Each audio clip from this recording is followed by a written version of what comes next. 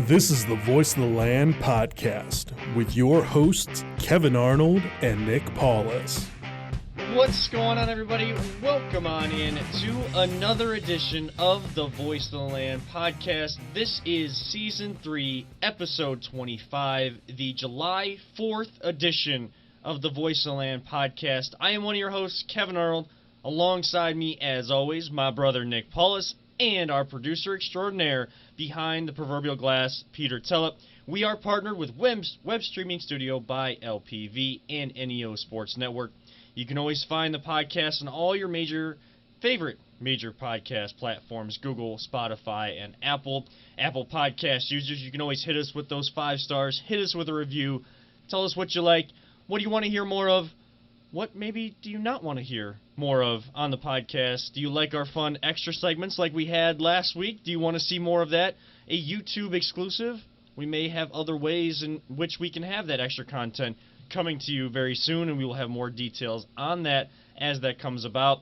You can follow us or subscribe to our YouTube channel at Voice of the Land Podcast. Find us on all social media at VTL_pod, at VTL_POD on Twitter and Instagram, at Voice of the Land on Facebook. Hit the like button there. You can follow Paulus at CLE_Paulus on Twitter and Instagram. And of course, you can follow myself at Kevin7 on Twitter, at Kevin Arnold 16 on Instagram, and you can find LPV Productions and NEO Sports Network on all social media sites. This week is the July 4th edition of the podcast. It is America's 244th Happy birthday, America. Happy birthday, America. Should we sing? Or No, we probably shouldn't. Yeah. I don't think that you want to hear my singing voice. I was going to say I'm probably like the worst one here. So, Oh. I was just wondering if anybody else had like They felt like take they had a good wagers voice. on that I one. was going to so. say, yeah, get a couple drinks in me, and then we'll start singing some Okay. anthems or anything like that. So, Little extra podcast content. right, yeah, we'll see how that all works out. once COVID-19 is gone, we'll maybe have to have a singing competition with a few drinks. Voice of the Absolutely. Land karaoke contest. Karaoke style, I love it. Yeah, absolutely. So we are recording on July 4th. If you are listening after July 4th, hopefully you enjoyed your celebrations safely, social distanced, and had some just good family, local friend time to just kind of take advantage of the nice but warm weather here in Northeast Ohio. Unfortunately, there are no firework displays, and I am internally livid about that. Like because I understand Right. why there's not many of them. I think Crusher's Ballpark in Avon is doing something for a drive-in type thing. I feel like there could have been more options like that for drive-in fireworks, but fireworks are my thing. Like, I love to go see fireworks, and my two things in the summer are any firework displays, Sure. and then the air show at the end on Labor Day, which Is all canceled gone. as well, yeah. All gone. I don't have a summer, really. Right. So, but how are you what are your plans? Do you have any plans today, Paulus, for July 4th? Yeah, a little bit. I mean, we're going to be heading over, my wife and I, we're going to be heading over to my mother-in-law's house. We're going to do a little barbecue outside, some hamburgers, hot dogs, things of that sort of nature. No buns for me, obviously, Right. so, which is not fun. But, I mean, it's hamburgers, hot dogs. I'll live. Yeah. I'll survive. But that's going to be a lot of fun. I don't know if they're planning on shooting off any fireworks. Last night, actually, my wife and I went over to one of her best friend's houses, and she lives out in Norton, Barberton area, and you're just wide open spaces, Right. and people were shooting off massive fireworks last night. So I kind of feel like I got my fix. I love fireworks, and we typically go to Rubber Ducks game. They always have like a 4th of July celebration, which they're actually having tonight, I believe, as well. But they're only allowing like 2,000 people in the stadium. So, it's very condensed. I mean, probably a really tough ticket to get, hold of. So, I mean, the whole Indians organization, if you, Indians start it from the top. right. I mean, they have their Rock and Blast, which are like 20, 25-minute shows, but if you get there... Great shows, too. The one that I've always loved, is they always tend to do like a Leonard Skinner sort of one. I love that. It's music-based, and they time it so well. And maybe the ones on just general weekends during the season, you only get like 10 to 15, Right. but it's like some of the as short as it is, it feels so long because it's done so well. It's perfect. The Indians organization and Disney World are the two best areas or places I have ever seen fireworks in, because they do it right. They time the fireworks to the music. Yep. And I mean, growing up as Disney kids, like no matter what age you are, I mean, you feel like a kid when you go to Disney World, Disneyland.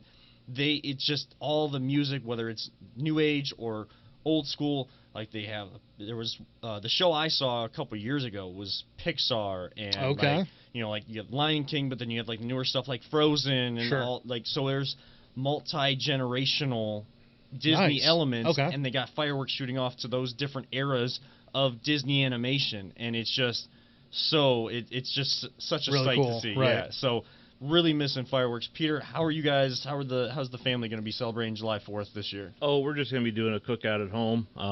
I think last year we normally go to the Mentor fireworks, and we found, I have a client of mine that has a building over there, so we usually park over there. I've got a key to their building, so I can get, the kids have to use the bathroom. If I have to use the bathroom, we can go in there. Nice. Last year, the mosquitoes were so bad.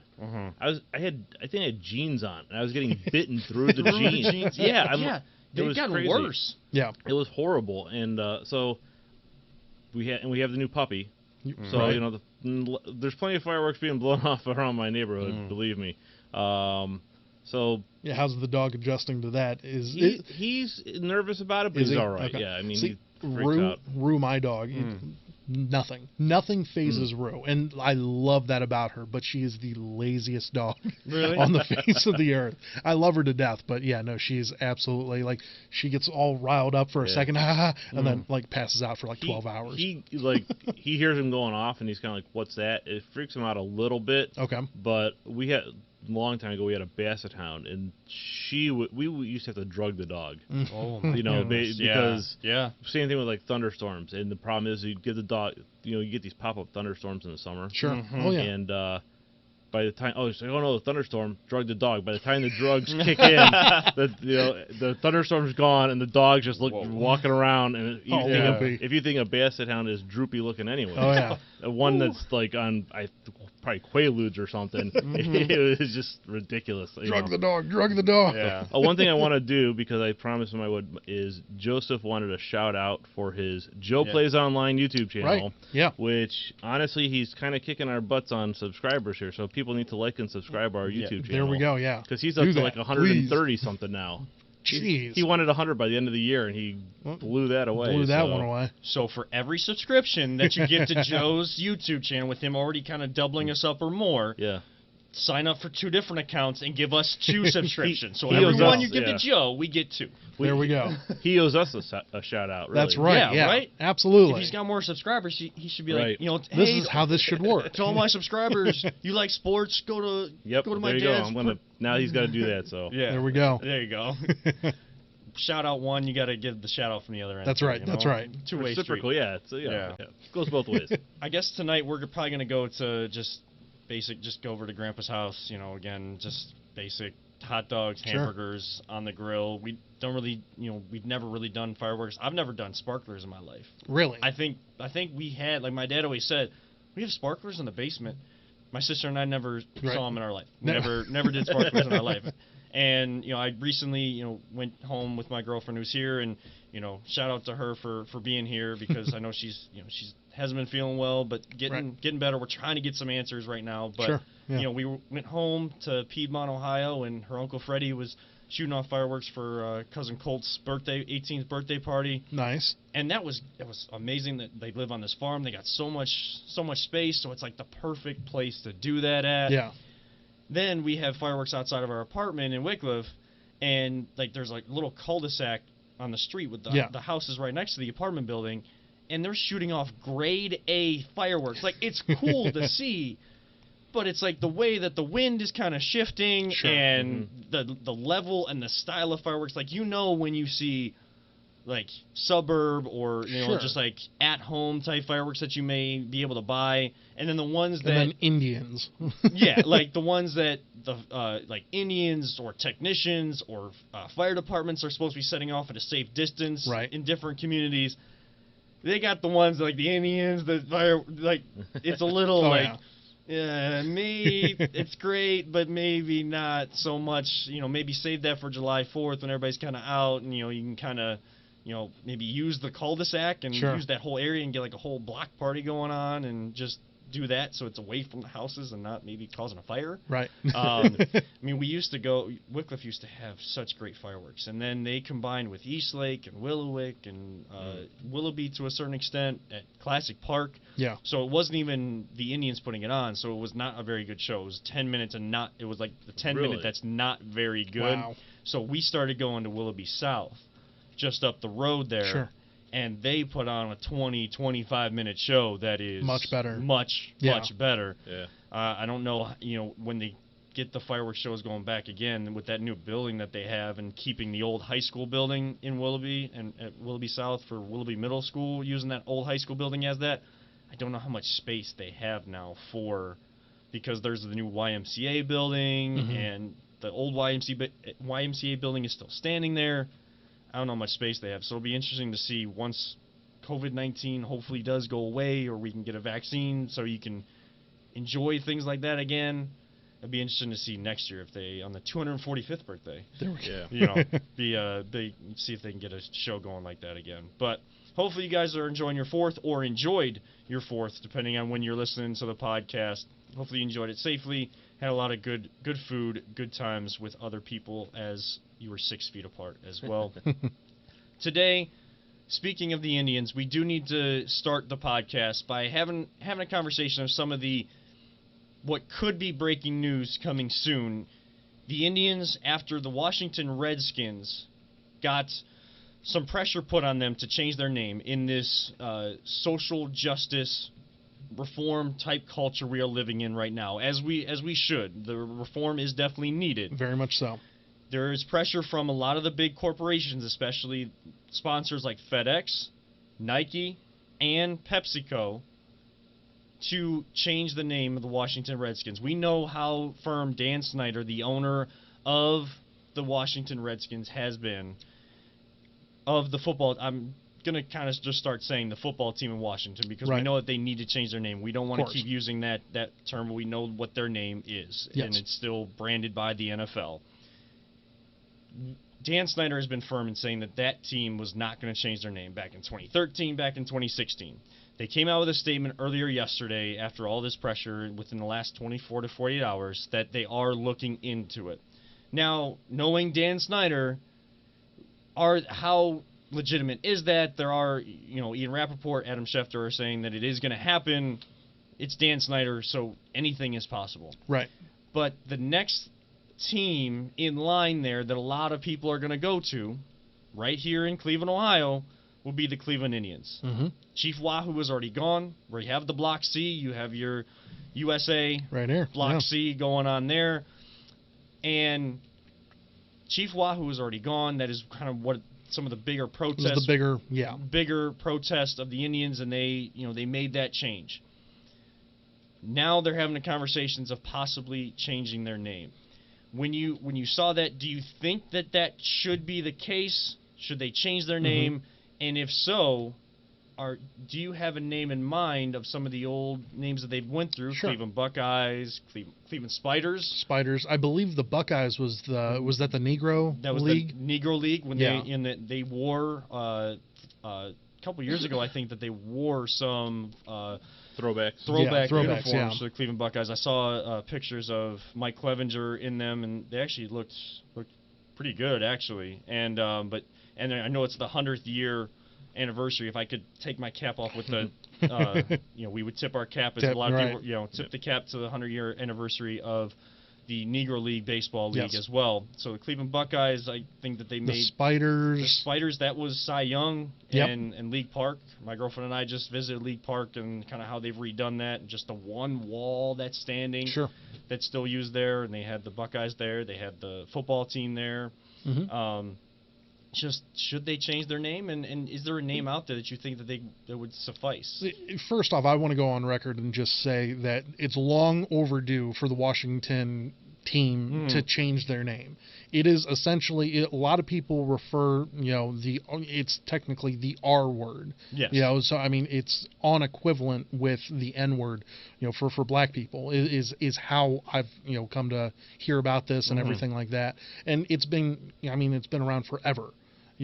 Just because it's been around forever doesn't mean that, it has history, it has meaning, blah, blah, blah. No, like, if it's extremely offensive to a lot of people, and there are a lot of people out there that view it as very insensitive, extremely not PC as what we live in nowadays.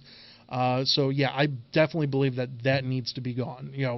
Name them the Red Tails, name them the Generals, the Senators, whatever you want to name them. Do that. Get away from that word. As soon as that happened yesterday, I texted one of our mutual friends, Mark. He's in our fantasy football league. I texted him. I go, Indians are going to be coming up. Like, I guarantee you, like, this was the first step for it to, all start to change. And not just the Indians, but the Braves. Yes. Possibly. And a lot of people always go to the Fighting Irish, like Notre Dame and, things of that sort of nature. Okay. Like, I don't know about all that, but I figure the Indians and the Braves and the Seminoles and all of those teams Blackhawks, Chiefs, all of those teams are now put in a spot. I personally, it doesn't affect me either way. I'm still going to root for the team. Okay, whatever Cleveland team is there and they're playing baseball in Cleveland, I'm going to watch them. I'm going to root for them. I don't care what you rename it or anything like that.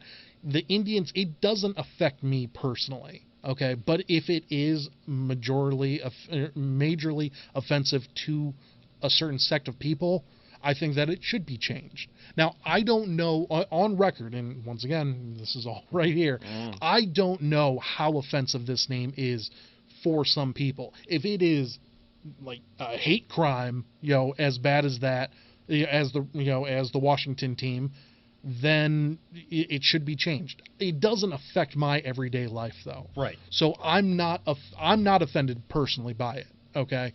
That being said, if they were to change the name of the team, I've seen a lot of things out there, changing it back to the Spiders or the Buckeyes, something along the lines of that. What about the Rockers? No. You want to take the WNBA theme? No. Well, this is the thing. Like, every time that we have some sort of event here in Cleveland, right? What's the biggest thing? We always have a guitar. We always have a guitar because of the Rock and Roll Hall of Fame, and like that's what Cleveland's known for. Apparently, is just the Rock and Roll Hall of Fame and Slimans. That is what we are known for. I wish that people would branch out and understand that we're much more than just those things. But every time that I see something about Cleveland, they always have a guitar picture. That's why I don't want it. That's why, because I it's agree. like, come on. I agree. I don't want it, but like if we're talking realistic names, that is something that I could see them pulling off.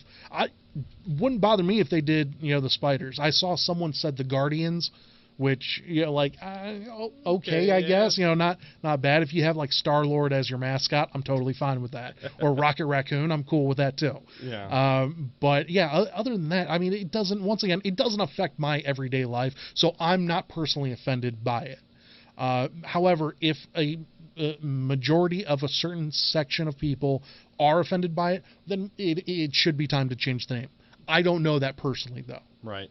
Peter, I mean, your thoughts, kind of as you've seen this transition over the last, even just 24 hours, because this has kind of taken on life of itself very quickly. Well, I think the Indians, things like the Indians, the Braves, Seminoles, I think those are fine. That's my opinion. Yeah. The Washington team, that I found, highly offensive. I can understand how that's offensive. Yeah. The thing I look at is though, what offends one person doesn't offend another person. You don't have a right not to be offended. Yeah, you can be offended. You can also be an adult and move on. Now, like I said, the Washington team, I can totally understand why that's offensive. Indians, I can't find anything that says that's offensive. Okay, but that's just me. Yeah. If they were to change it, I wouldn't want the Buckeyes, because to me that's Ohio State. Yeah. it wouldn't be the worst thing in the world. No, but the Cleveland Spiders. I think you could have some sweet ass uniforms. You could have some sweet ass uniforms with it. It's a throwback to their past. Yeah. So that I would be disappointed to see the Indians go. And yes, I grew up with the Indians and blah blah blah. That's my thing to deal with. That's.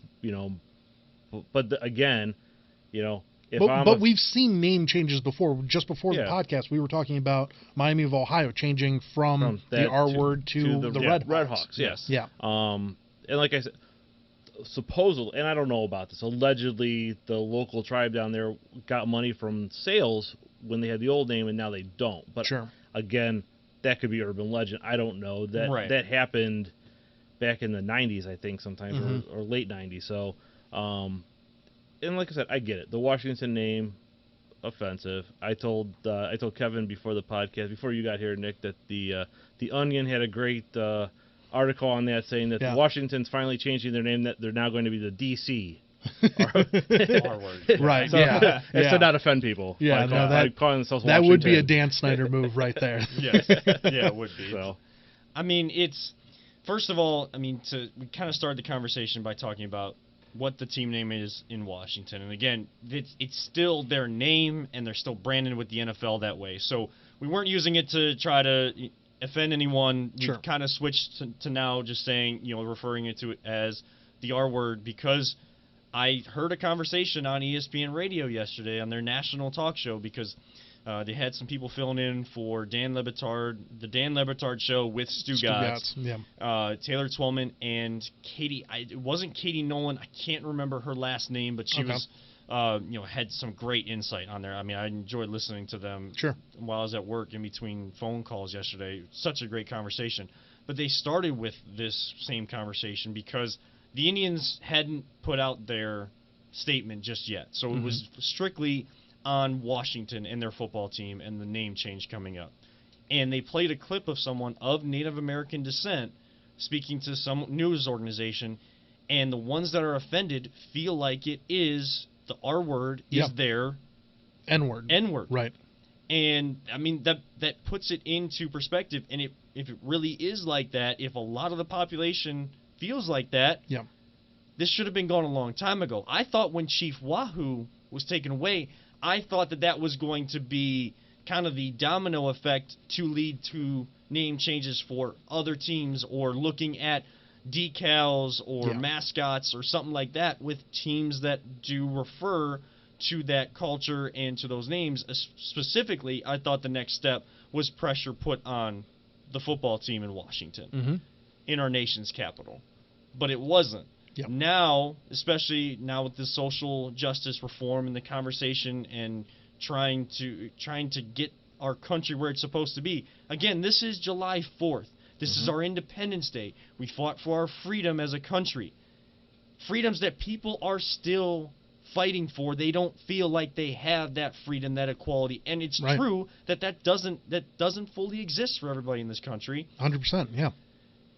Now that pressure is being put elsewhere. It's starting to spread as it should. It's branching out, which is what needs to be done. And something long overdue is the name change of that football team. Yes. And if that reverts back to, because I did see some tweets about it, but it wasn't like, Washington's football team hasn't changed their name yet.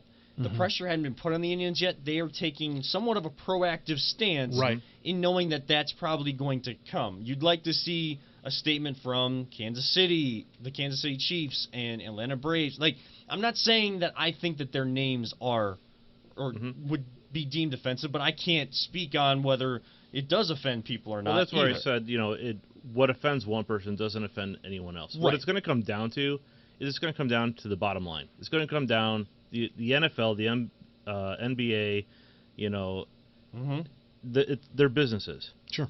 And if not, the thing that I find, and I find it kind of funny, but not in a amusing way, is that Nike stance on it. Yep. Because Nike, they like to get very political, but a lot of the Nike gear, it's made in sweatshops. Right. It's made in shady, shady ways. And that's and I hate to say it, I'm wearing Nikes right now. Part of the reason I wear them is because I've tried other shoes, and these seem to fit my awkward feet, Right. better than any other shoe. So, you know, that's a real issue, but it's going to come down to the bottom line, and I think you're going to have pressure from FedEx. Dan Snyder would have never came out and said, "Well, you know what? Well, I guess we're going to start thinking about this." If it wasn't for the pressure of FedEx, Pepsi, and what was the other one? It was FedEx, Pepsi.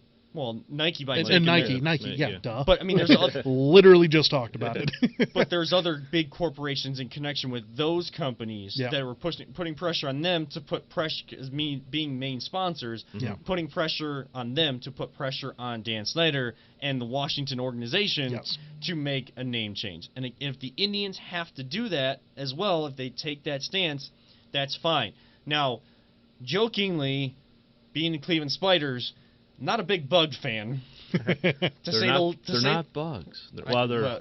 Our friend Always Positive Jay said that maybe if we get the Spiders, maybe we'll have Spider-Man as our mascot. Does that change your mind? See, that's the thing. Like, spiders freak me out. Okay. Insects, bugs, like. Just in general. I can't even sit through the Are you terrified of just like is spiders like the biggest thing? For me, it's snakes. I hate snakes. I'm Indiana Jones that way. I avoid snakes at all cost.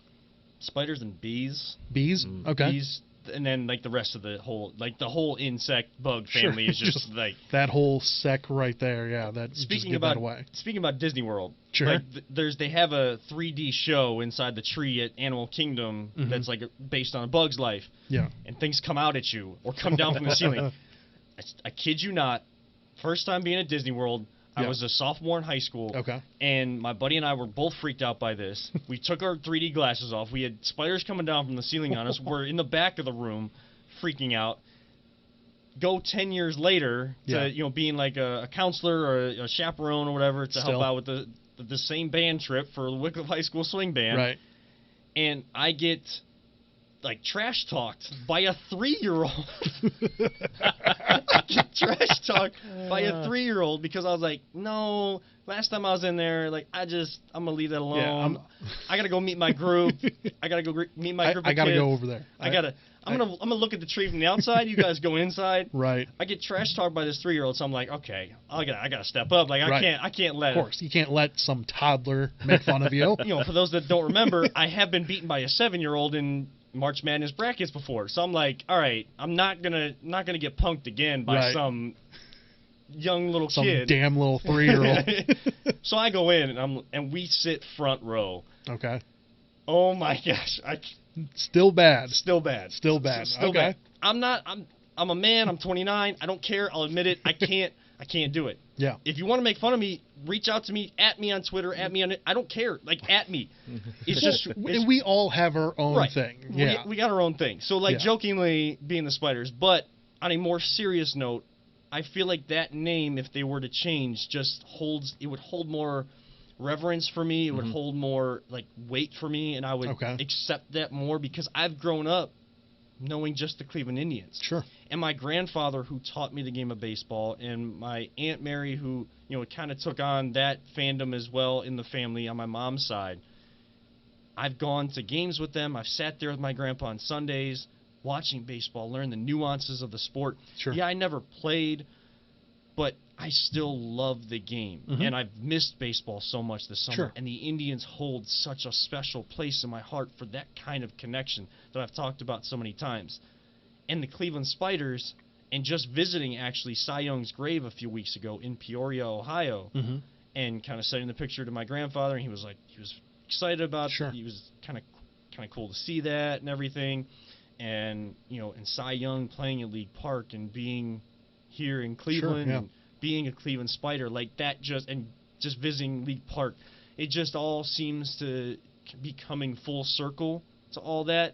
So the Cleveland Spiders would be the name that I would go. And yes, if you were the Cleveland Spiders, yeah, maybe Spider-Man could be your but there would be some sick uniforms using the same color scheme because of you see it with red and blue with Spider-Man red and with white trim. Red, white, and blue are the colors of the Indians. you could do some pretty sick I think so. uniforms. I really think, 100% agree with you. I think the Spiders would be a really good one. Once again, the Guardians, I'm not so much of a fan of that. Right. But, when you had that XFL team, the New York Guardians, too, it's true. What was DC's Defenders? The Defenders. Yeah. What if they changed to that? What was the name of the team in the replacements? Ooh, that's a good one. That's a good question. I don't remember. I should have looked that up, but they played in, that was D.C., right? Was that D.C.? Was that the state of Washington, or was that D.C. that they were playing? I thought it was the state of Washington, but I could be wrong. It's been a long time since I've seen that movie. That movie is, we talked about it last week with our top 5. If you want to see that, exclusive video content on our YouTube channel. Centennials. The Washington Centennials. Were they in D.C.? That would have been would have been D.C. You got your name right there. Just pay off the movie company that maybe have rights to it. Keanu Reeves, your spokesperson, national mascot. Be your wild thing. So. Oh, that movie is so funny. It's like that's a good one. It's underrated, but I was when I was walking in the door, I was like, wait. The replacements, they were in Washington. They didn't use that name, I think, for certain reasons. They didn't try to act like an actual NFL team that way. Yeah. But, maybe the Washington Centennials. There you go. Maybe Dan Snyder, give us some notoriety rights if you end up going with that because you heard this podcast, all right? But, the name changes are necessary, especially for the team in Washington. And I think, the Spiders, I think we're kind of all in agreement maybe that... Might be a good one to go to. And to harken back to the history of the organization as well in baseball in Cleveland, I think that would be the best way to go. If they go another way, I just hope it's nothing in reference to... You're right. That I'm telling you. The references to rock and roll and stuff like that. You're going to see something along the lines with a guitar, and it's going to piss me the hell off. Yeah. It's what we are known for. Yeah. We're trying to spread the word that it's not the only thing. That's right. That we are known for or should be known for. We're also known for our river catching fire, so... Well, let's not do that. Yeah. We actually... Oh, yeah. When I was in college and I was playing Ultimate Frisbee, I think at one point they wanted to, call our team, Burning River. The Burning Rivers, Like CSU the Burning... brewery, Yeah, because we actually have, pretty sick jerseys that they made. It's long sleeve, dry fit type jerseys. Yeah. That say Burning River on the back. It has the cityscape on one side and a flame on the other side, but not together, so it's they're on fire. But it was a cool scheme, but I don't really want to be known as river catching on fire. So since I brought that up, because of that, that was the birth of the EPA. And if they're going to call them the Cleveland Environmentalists, I will boycott that. Then I will boycott because that's a terrible name for a sports team. That would be pretty bad. Because nothing's going to strike fear into the hearts of your opponents if you're called that. So, Yeah. Well, how about this? Voice of the Land question of the week. What if the Indians change their name? Give us name change. Give us your opinion. What should they change their name to? Should they go with the Spiders, or do you have a creative name in your mind? Hey, someone may see it on Twitter if you respond to us at BTL_pod. Let us know, and hey, maybe the Indians will see it, and maybe you'll win something for renaming the baseball team in the land, as we like to call it. Now, there are other baseball conversations going on. The Indians just started their summer camp, summer training thing yesterday. I liked what a lot of the guys said, that they're really going to follow these guidelines of not being able to high-five each other, celebrate with each other, go out. They're not going to go out to the Cleveland scene. This is all about a 60-game sprint, trying to compete. We talked about last week their chances to compete in a shortened season. You still have Frankie. You still have Jose Ramirez. Frankie didn't really talk to the media because we know a lot of people want to say, well, can he be MVP in a shortened season, because he usually starts off pretty well, or he has that ability. But the conversation right now, it's all he's going to be asked about is, where are you going to go? Right. Any contract talks going on? What is your camp saying? Trying to get something out of there, because Chris Antonetti's never going to say anything. No, he is never. the best at saying a whole bunch without saying a thing. Without saying a thing. And So they'd be asking him that, so I get why he's maybe trying to avoid the media. They just gave up on him coming into the media room yesterday. They just weren't going to sit there and try to go through that Zoom forever. And then you have Rob Manfred saying on the Dan Patrick Show that there was never going to be any more than 60 games this season, no matter when you started. Yeah, there would have been if you would have gotten your act together in negotiations and weren't just using stall tactics. We've talked ad nauseum about Rob Manfred and how bad he is as a commissioner. Worst commissioner in the league, or in the U.S. for sure. I think right now the biggest hope is that everyone stays safe in each one of these summer camps that they're having, and we can have baseball at the end of this month to get a little bit of something. We can have baseball, basketball, and hopefully football starting on time. We're going to see how these next 2 weeks go as numbers start to spike a little bit, as people start to reopen, trying to backtrack those guidelines, seeing where we get to in the country in a couple weeks, and seeing what each sports league has decided to do at that time. We'll have some deeper conversations on that moving forward. There was other sports news that hit this week, and especially yesterday. With the Cleveland Browns, tight end David Njoku has requested a trade. And really, I think it's his agent it's Drew Rosenhaus in the NFL. It's Scott Boras in Major League Baseball. You have that agent, you know you're going to have problems. And the Browns specifically, with people that have Drew Rosenhaus as an agent, they've had issues with him. And the Browns have said they want to keep Njoku. And they've told him, you're a big part of our plans. Kevin Stefanski runs a tight end-driven offense in the passing game and can find different ways, even if you're not a great blocker, can find ways to kind of utilize what you do have in the blocking scheme to take advantage of that. And that's why they picked up another tight end, Harrison Bryant, in the draft, and they have a fourth tight end on there. They want depth at that position for what Kevin Stefanski can do. Well, Drew Rosenhaus is saying, no, we want to be traded. Did this shock you? Did this come out of left field for you yesterday when you saw this on 100%. Twitter? Oh yeah. No, I mean, it definitely came out of left field, but it's honestly it's a little understandable from his standpoint because he was the bona fide number one starter at tight end going into last year. There was no question about that. He gets injured. I think he only ended up having like 5 catches on the year. Like, it wasn't a whole lot that he had going on for him, last year, especially after the injury. That being said, going into this year, you sign Austin Hooper to that huge contract for a tight end, actually the biggest in NFL history for a tight end, which was still cheap. It ended up being like $44 million, which is super cheap there for us. But you have him and Njoku battling for that number one spot. You're going to play at least two tight ends, just the way that, it's all set up there for us in Kevin Stefanski's offense. But as the number 2, you are going to get less looks, and this is a make or break it year for Njoku. So I understand that he wants to go to a system that is going to allow him to be the number 1, because Austin Hooper is the number 1. That's a bona fide thing. We just paid you all that money to be our number 1. Njoku, I understand where he's coming from. I don't like the look, because he did state back in March, through a tweet that he's oh no, it's all about competing. I'm here to compete. I'm here to play on this team. So he did backtrack on that. I would love to see him here, because I think that he would be the best number 2 tight end in the league. He's a middle of the road tight end as of right now as a number 1. A great red zone target, but other than that, I mean, the dude can't block to save his life. No. So I mean, you got to work on a lot of other things, and to me, this just shows a not mature ability to want to compete. For us. So I really was hoping that he'd be here. I don't know if he's going to be, because I think Andrew Berry, if he can get, something out of him, I think he will.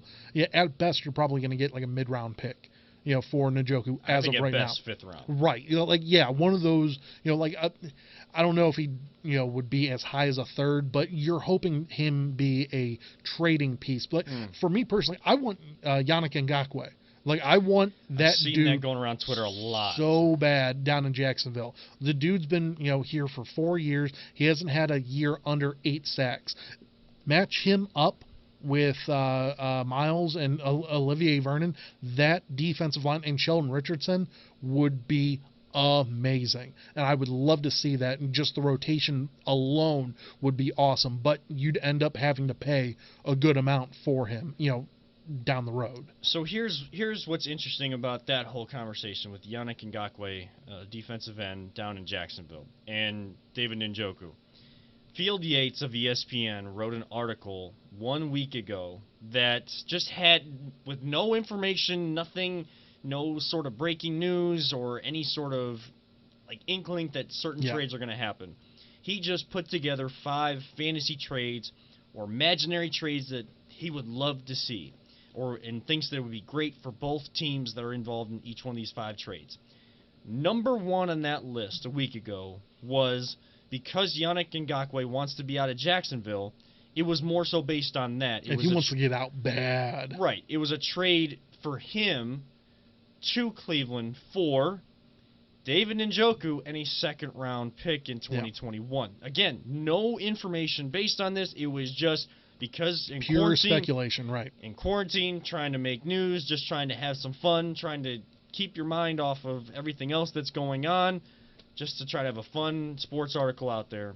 So a lot of that is, there has been ties already to that. So it's not surprising to see that name. And I know you were responding to everybody yesterday with Yannick Ngakoue and each different gift that you could possibly use. I was throwing it out there. I'm trying to make that happen. You're trying to speak it into existence. Pretty much, yeah. I guess GIF it into existence. That's right. Would be the way that I would say that. Listen to me, David Njoku and Drew Rosenhaus. You have no leverage at all. Again, you are a talented pass-catching tight end, but you have been on a team that has barely won. You were on a team that was talented last year and only won 6 games. You have earned nothing. You have earned no leverage. You are not available all the time. And I'm not criticizing getting injured, because that's not an easy thing to do. But what do we always say on this podcast? Your best ability is availability. And if you're not worth the first rounder that you were taken with back when the old regime of analytics was here. And that's the reason that Andrew Berry wants him here too, because he, as part of that group, saw some value in him, not just from an analytical standpoint, because I think Andrew Berry has more of a football mind tying into his analytics. Oh, yeah. Which is how it should have been the first time they tried this. It should have been a marriage or a combination of the two, not just analytics, and get rid of all these all these old players, try to bring in young talent. Did it bring assets to the team for what they were able to bring in and why they were so highly touted last year? Sure. But there's got to be a balance between the two. You can't just bring in all these talented players, think you're going to have some sort of super team, and think it's all going to come together. You got to have the right personalities, the right coach, the right leaders to bring it all together. We learned that the hard way. Yes. Yes, we did. From bumbling, stumbling Freddie Kitchens. David Njoku, I don't know what you're doing. You tweeted out, and I saw the tweet when it first happened, because I was following him on Twitter, that he was like, I want to compete. We got to make each other better. This team's got to come be better together. And, I don't care how many guys they bring in. We're all going to compete. And you can run a 2 tight end system. You can have 3 tight ends. You can do so many different things out of there. And Harrison Bryant's not going to be ready. He's a more slender version of what David Njoku came in to the Browns with out of Miami, because he was a young pass-catching tight end that couldn't block, still working on being able to block. Right. And Harrison Bryant's got to fill out his frame if he's ever going to develop that kind of skill too. And tight end is a very tough position. Very. In order to get your body right, and you just don't jump off the bat unless you are like Antonio Gates. You don't come out of the womb being that great. Right. Antonio Gates, Rob Gronkowski, Travis Kelce, those guys don't. They're names that have come in succession of one another throughout the NFL over the last, even recent history. Yeah. But it's still not common. And Drew Rosenhaus, again, is one of the worst agents to work with. He thinks he's some big dude. And, he's got a lot of money. He's gotten his guys great deals. Well, applause to you, whatever. Right. He's a super agent. He's a super agent who annoys the heck out of me. Scott Boras in Major League Baseball annoys the heck out of me because you take on negotiations too long, just like Rob Manfred does. I can go on and on about all these shady characters in sports right now because that's all we really have to go on right now. But Njoku, shut up and play. If the Browns are going to trade you, they'll trade you. I'm going to tell you a line from draft day right now. Just like Sonny Weaver Jr. to the Bryce Drew, the quarterback. If I trade you, I trade you. If I don't, I don't. Right now, you're a member of this football team, and you're going to do what we ask you to do. You just went down to Baker's camp in Texas, and you were all about it. You guys are, like, having a great time. What changed in that time? That's what I want to know. Because if there is something that changed, if there's something that the Browns indicated towards him, of that he's not valued with the team, then maybe that makes sense. But this just came out of nowhere. And, yeah, would I love to have Yannick Ngakoue here? Sure. But right now, there is no need to trade him. And if you just try to trade Njoku to any team, the only reason you would trade him is because you're just trying to add a mid-round, third-day draft asset you can try to use in the future towards another trade or just adding depth to your team, and you're trying to ship him off somewhere where he's not going to be utilized or he's going to be on a team that's on the downward spiral anyways. I mean, I guess Jacksonville may not be great anyways. Jacksonville's trash. Right. But if you get a talented player, that's one thing. But most likely, if you just trade him to trade him, the best you're going to get, I think, is 4th, 5th round pick at most. I mean, you're looking at another like Duke Johnson sort of scenario of him requesting the trade out. And it makes sense. I mean, let's be honest. I mean, Duke Johnson, Nick Chubb, and then there was Carlos Hyde. And then going into the next year, Carlos is gone, but then we bring in Kareem Hunt. And then Duke is like sitting there. He's like, I was, your receptions leader, a couple years ago. I thought, like you just paid me some money. I thought, I was going to get a chance to be out on the field, and he wasn't going to get his opportunity, so he wanted to go elsewhere. I think that's what Njoku's looking at, because he's looking at from the standpoint, okay, so you bring in Austin Hooper, and then you draft Harrison Bryant, who was the best tight end in college, last year.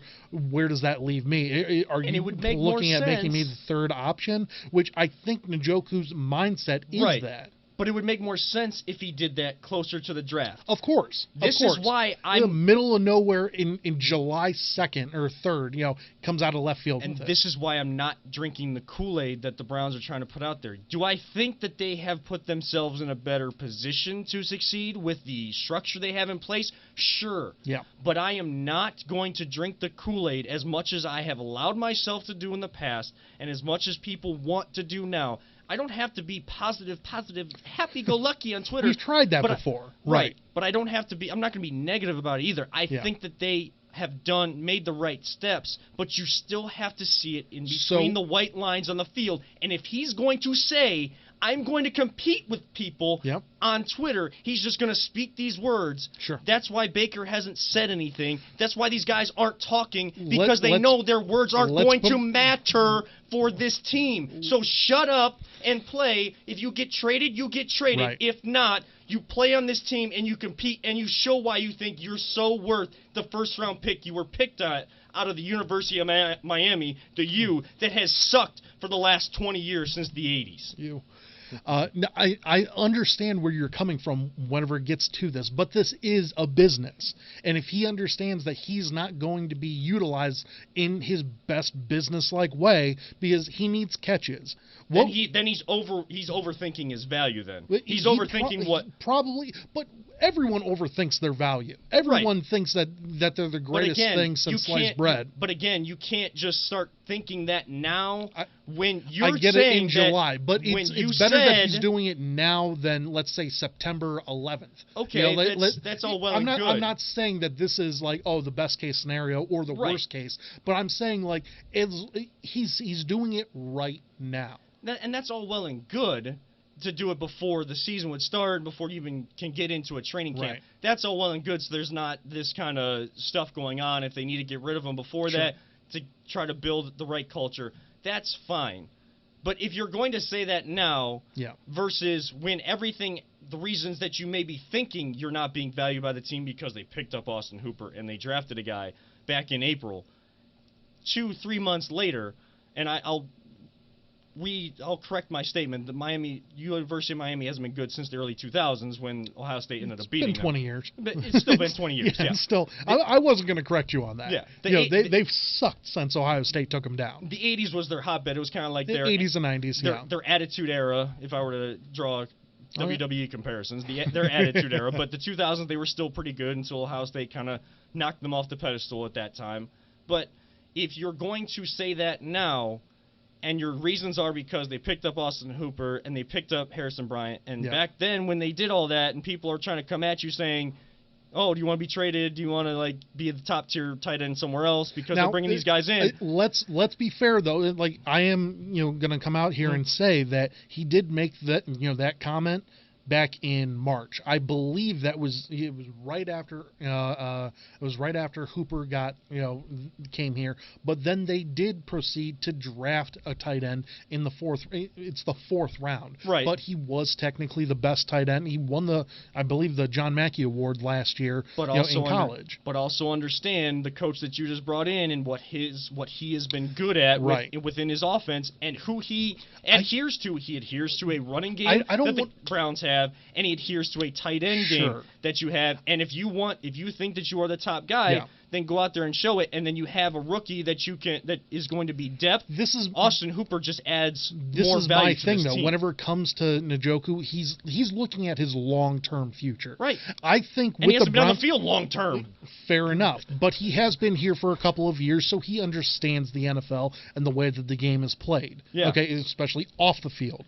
So he's looking at his long-term success. Mm-hmm. Okay, just like we all want to look good long-term. That's fine. Yeah. He's here max for 1 year. That's the reason why we brought him in, and then we brought in Harrison Bryant, because it is going to take at least a year to probably mold Harrison Bryant into the player that we hope that he can become. Yeah. Maybe sooner. It'd be awesome if it was sooner, but it's probably going to take him a year to figure this all out. So you have that buffer year right there, and then we're going to move on from him at that point in time next year. Okay, he's looking at it from the standpoint, well, if you're going to move off me next year, just do it right now. Find me my new home. I'm sure he wants to go to the Patriots where Cam's at now. And he's like, you know what? That's not a bad move for him. That'd be a smart long-term move, there for him. And I'm sure that's what he's hoping to get out of this, is that he's looking for his long-term success. So personally for me, I understand where he's coming from with this. Does it suck as a Browns fan? Because I would have loved to have seen him, and we probably will still see him in our offense. He's still probably going to be the number 2. I don't think Andrew Berry's going to trade him anytime soon, unless he gets that perfect trade of Yannick Ngakoue or something. If he got a 2, if a 2 was offered to him right now, I would say jump on that. Right now you jump on that. But you're not going to get that. I think you're absolutely right. You're looking at a third-day option pick right now, and then if you wanted to get Ngakoue, you'd have to give up that second or possibly a third-round draft pick just to get another guy to come in, just to pay that guy. We're not going to have, we're not planning on paying David Njoku long term or even short term. We picked up his 5th-year option. It was $6 million. That's nothing. To the Browns organization. That is a second, a second tight end pick right there. Money wise. Let me just end this by saying, you're right. I get anybody's conversation or thought process that they value themselves higher than maybe they should, and maybe that what they're worth. David Njoku, if he's gone, I'm not gonna cry tears of sadness. He's at not all. Ozzie Newsome 2.0, guys. No, let's be certain of that. He's always been my most annoying, frustrating player. Of this whole new era since the analytics took over. The analytics took over for all of this. He has been the most frustrating, the most annoying, the most overrated player for me. Now, Baker missed him, and he missed that tight end game. That's why the Browns brought in so many tight ends, Njoku, because you weren't available. Again, I'm not trying to downplay injuries, because injuries, you don't want to see that happen to anybody. No matter if you like a person, don't like a person, you better damn sure respect them and not wish injury on them even with your rivals, players like that, because who knows what that could do to them in the future and any issues with that. But it's still the case that you're not available. You're not able to stay on the field. So the Browns are looking at this like they missed the tight end game. When you were in there, Baker had a little bit more success. They're trying to put Baker in the most successful position possible, where it's all on him now to take that next step, take that maturity step, and they're trying to give those options in that tight end game, because Baker had a pretty good tight end at Oklahoma too, in Mark Andrews, I think it was. Yeah, Mark Andrews, yeah. Stud in Baltimore. He had success in that sort of passing game element too, utilizing the tight end, and Stefanski's It's the play action. Stefanski's good at that. They want Baker to be good at that, and they want to have options if a guy like Njoku, who they still value, they still want on this team, can't be on the field. That's why you have Alex Hooper, and that's why you're going to mold Harrison Bryant, who was deemed one of the best pass-catching tight ends coming out. He's a good blocker, too. Yes. Yes, he is. Now, I know that we're getting down towards the end of the podcast, and we've seen some articles about Baker. We can talk Baker at nauseum too. We've talked about Rob Manfred. We talked about some shady characters in sports. We could talk about Baker and what his role needs to be this year. Honestly, I have a little bit of a conspiracy theory on why his name has come up so much in the national sports media, and I'm going to tease this right now. We can probably have this conversation next week. Yeah. I think people are trying to bait him a little bit. Sure. Because you don't hear much from him.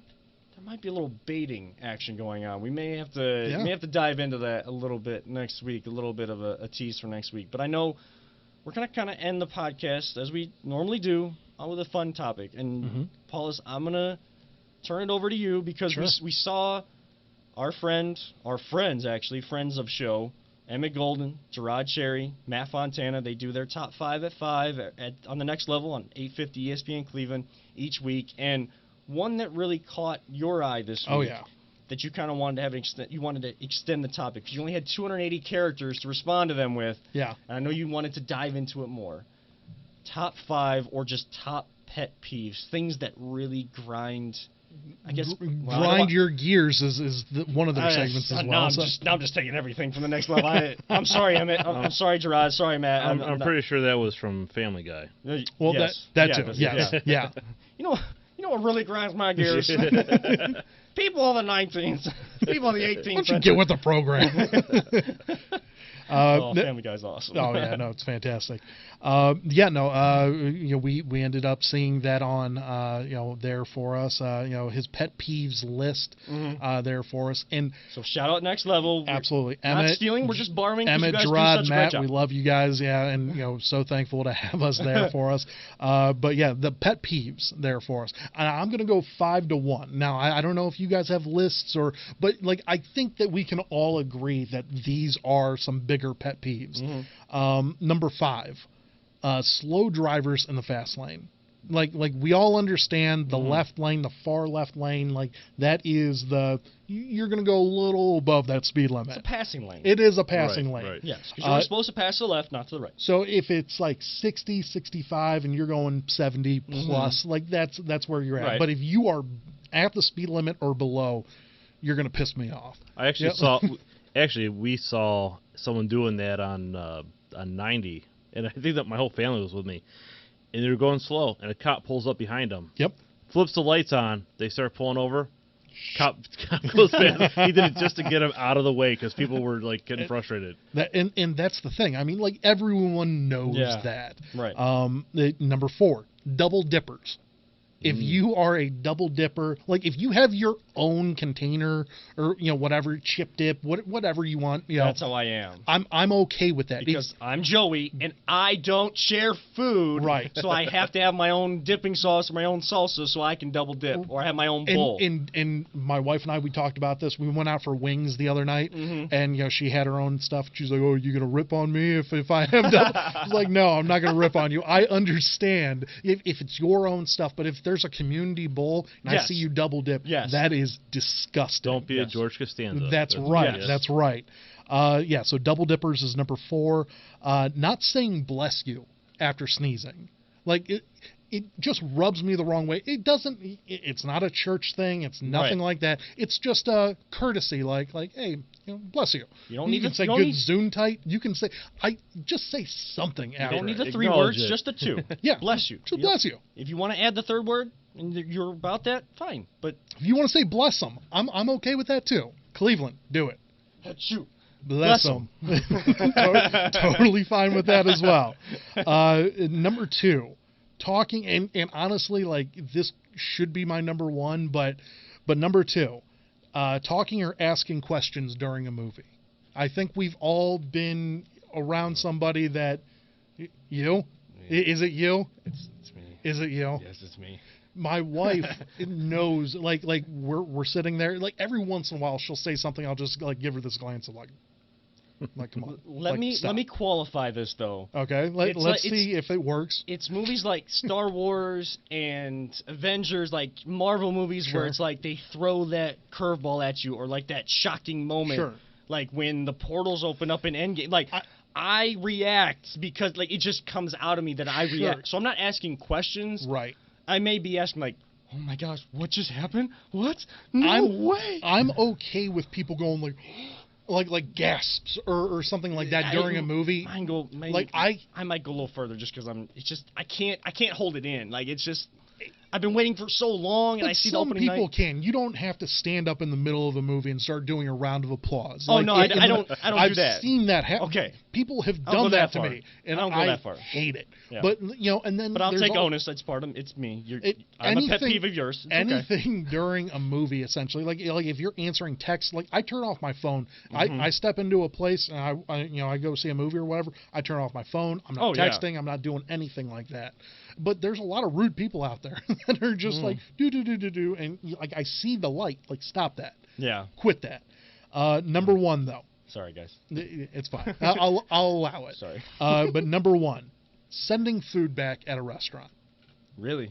Now I want to preface this by saying that if you order, like I order a steak and they bring me out a salad, we're gonna throw down, and B, like that's okay to send back because that's not what you. What if there's ordered. steak in the salad? Then game on. Okay. Game on, maybe. Right. But if you order a salad, or if you order a steak and get a salad, something along the lines of that, totally wrong. I'd like send that back. My issue is, and there's family members out there, there's a lot of people that I'm putting this on. But if you get something and it's like you order it medium and it comes out in that halfway point of medium rare and medium, it's that tiny bit of pink. That and it comes out that, and you go. So you don't like Ricky Bobby's dad? Yes, I do. At Applebee's. Okay. Yes, that's what we're talking about. I am furious when that happens, and it's one of those things where it's like, I understand it's not the server's fault. It's not, it's nothing like that. But like, if it is just like a little bit off, don't go back to the place. If they continuously screw up orders, there's a place out in Barberton. I'm going to call you out. The Waterloo. Out in Barberton, Akron area on Waterloo Road. Every time that I go there, they screw up my order. Every single time. Do you know what I do now? I don't go there. I refuse to go there. So if you continuously go to a spot and you just keep saying, oh, they screw my order every time, like, quit going there. Just stop that. Fix that issue right there and stop going there. I hate it. And then people just send the stuff back, like they'll send you fries, and you're like, I ordered this, and it's like, okay, cool, whatever. I don't know. I'm going on a rant right now, and I don't. David Njoku frustrated me. And I don't mean this guy about pet peeves. I mean, can you imagine? I just don't get it. Like just eat the food that is right in front of you. Eat the food, Tina. Like, just eat it. I can't stand it.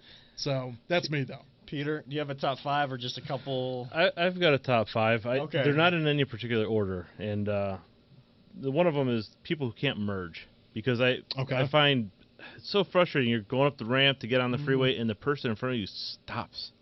It's like, no, that's not what. Yes. That's not merging. That's not yielding.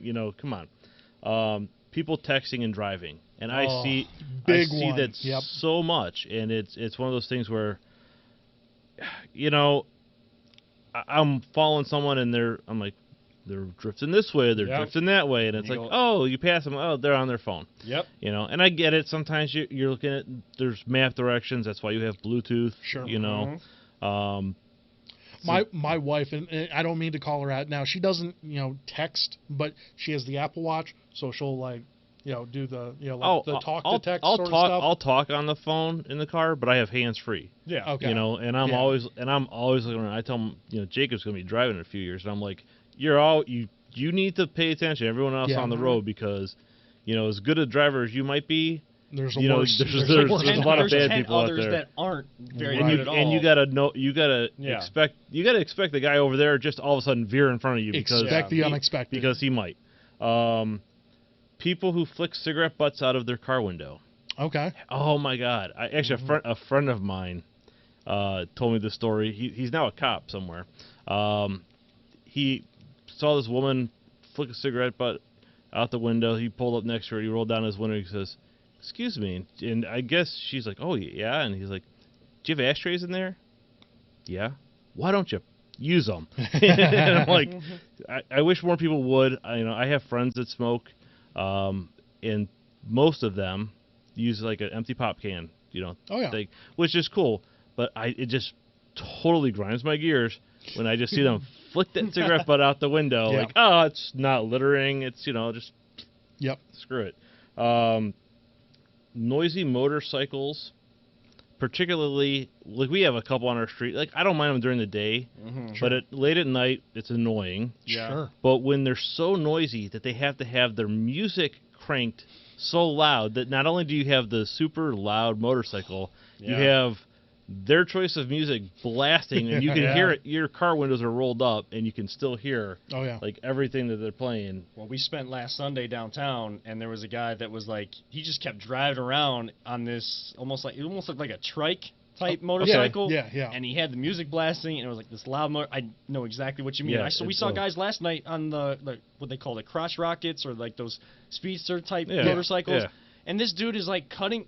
The light's red. He's cutting across to see his buddies with their Harleys at the gas station when his light is red.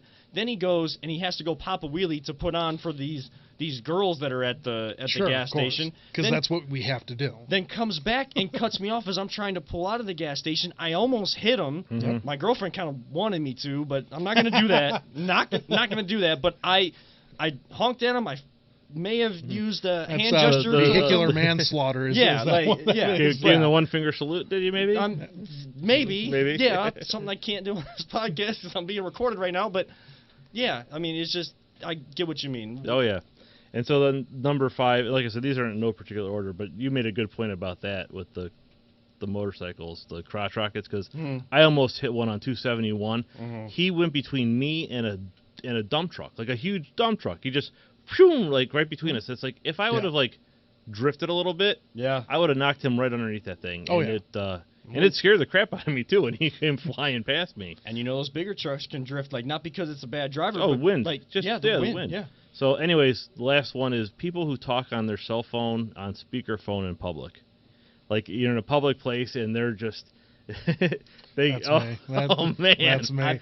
I try not to, but every once in a while, like if I'm at like a grocery store or something like that, and I pop it on, and I always tell the person too, like, by the way, you're on speaker. But are you talking about like your last visit to the doctor? Or are you talking to your wife about what you need to get at the grocery store? I talk to her about what I need to get. There's a big difference. It might be something like that, or if like I'm at the grocery store trying to pick things up, like if someone calls me and it's like that one person that calls you that doesn't usually call you, and it's like, oh, like I need to take this, but I can't like have it up to my ear. Right. I gotta have it away so I can like be still using my hands. There's a couple. There of are times. There are times where it's I'm not appropriate. I'm not going through Giant Eagle, on my cell phone talking about the doctor's visit that I just came from. Or they're on FaceTime, just hanging out, like on FaceTime talking to each other. Like one of my biggest pet peeves when I was working retail at Dick's Sporting Goods was like if someone's talking on the phone when they ask questions, what shoes they should get, or like where this stuff is, and then you try to explain it to them, and then they're just talking to the person on their phone.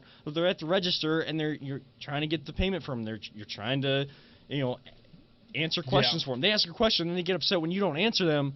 But then when you're trying to talk to them or ask a question of them, like did you find everything okay? Or, did you get this off the sale rack or, whatever, because there's nothing listed. And they're not answering you because they're on the phone. Like, that was a big pet peeve for mine. I won't go into a top 5 because I know we're gone a little bit long, but this is a birthday celebration for the United States of America. Yep. So why not have a little extra, I guess, proverbial firework blowout why not? episode? Yeah, so sure. We're almost done with season 3, right? Cause it's true. Yeah. We are going to be switching it up here in a little bit. Yeah. Season finale next week. Yep. Wow, that's crazy. Just rolling through these seasons. But some of mine are, I kind of heard Emmett talking about this, but it's always been mine. It's been mine recently too. The people who say stick to sports, but you don't say like to the banker, like stick to finances, stick to banking, stick to mortgages, stick to retail, stick to building buildings. Like, if this is a country of free speech, so like everybody has the right to their opinion.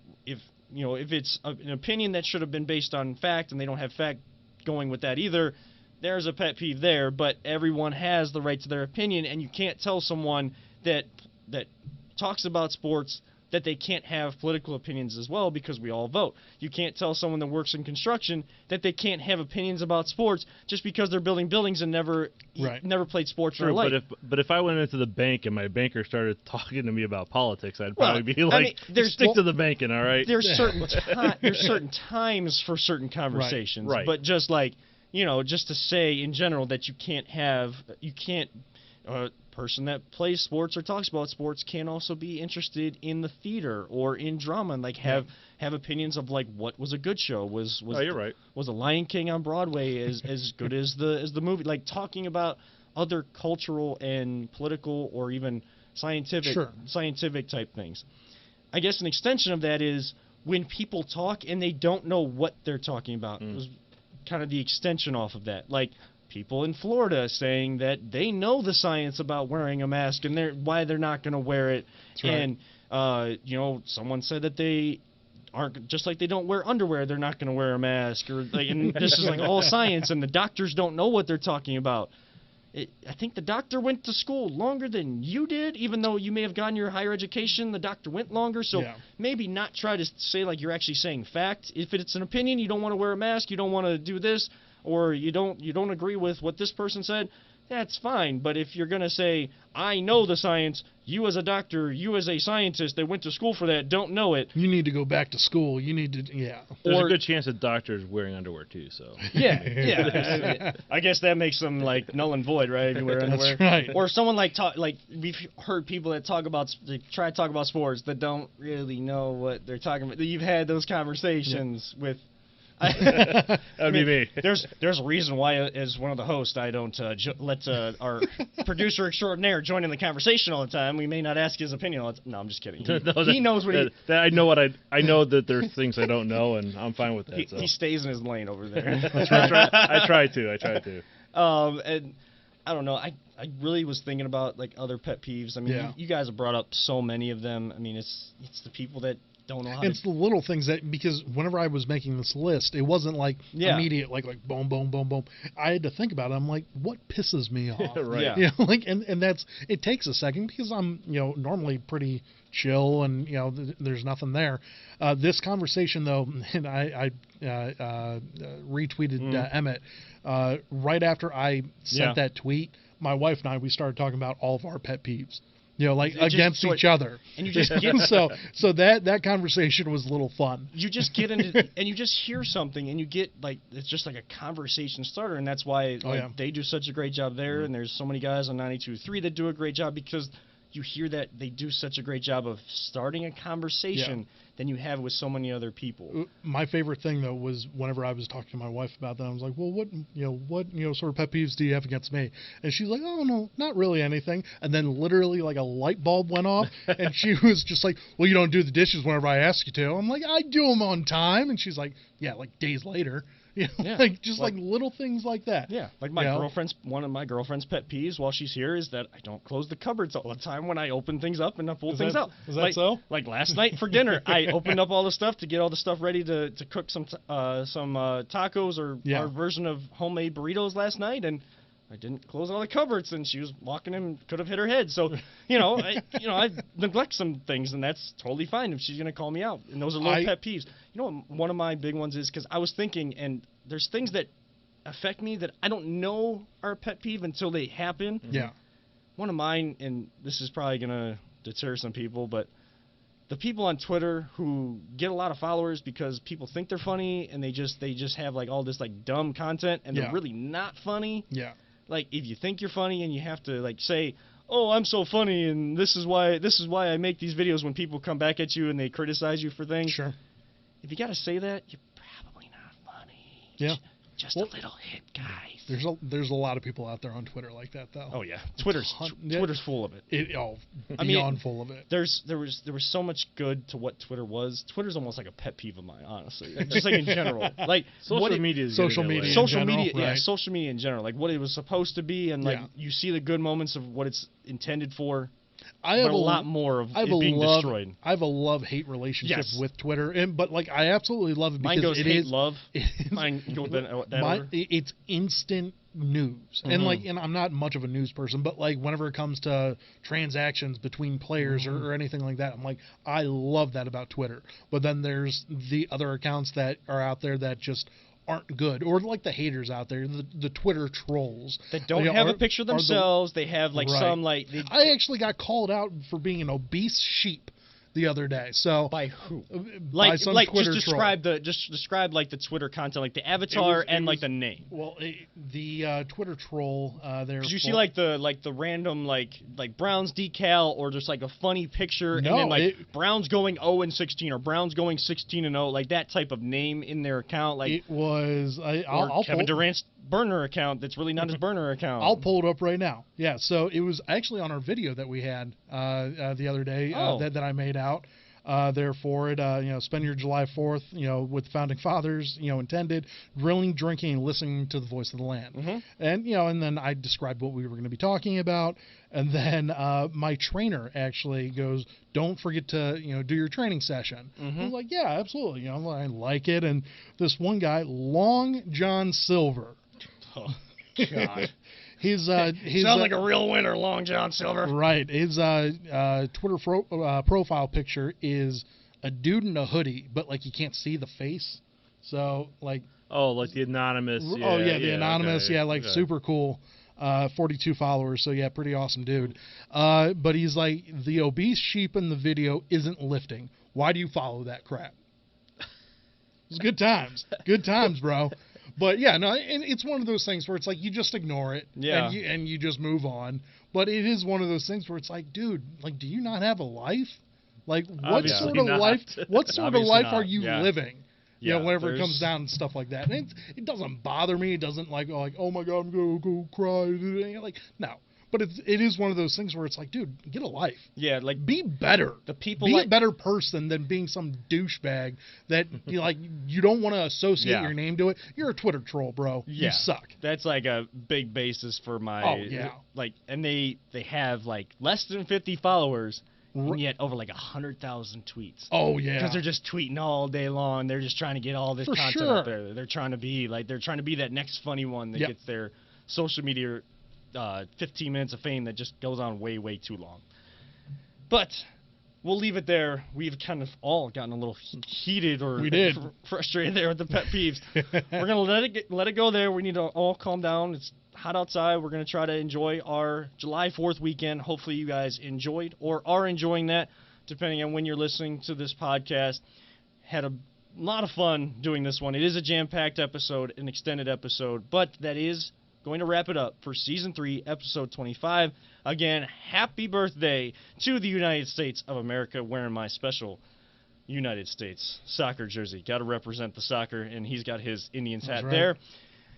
Of course, hopefully you guys are enjoying safely. You all stay safe out there. Thank you all to our frontline workers constantly, all those fighting social injustices out there in the world right now, trying to make this free country what it's supposed to be and make that free country moniker what it is meant to be and what it really stands for. And so for my brother Nick Paulus and our producer extraordinaire Peter Tellep, who does so much great work behind the scenes, I am Kevin Arnold telling you, enjoy your July 4th weekend. Enjoy safely out there in the world. And to all of you sports fans out there, remember, don't let anyone ever tell you it's just a game, is one of my pet peeves for people telling me that all the time. And we love you all 3,000. We will see you all for the season finale next week.